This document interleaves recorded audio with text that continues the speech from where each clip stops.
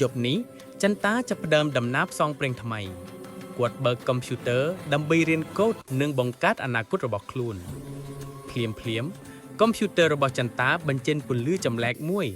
ហើយរ៉ូបូតតូចមួយបានលេចចេញនេះគឺ Robono មិត្តរួមដំណើរទៅក្នុងពិភពកូដ Robono នាំចន្ទាចូលទៅក្នុងពិភព Digital នៅទីនោះព័ត៌មាននិងកូដហែលហូរដោយពន្លឺខ្យល់តែភាពស្ងប់ស្ងាត់មិនយូរទេ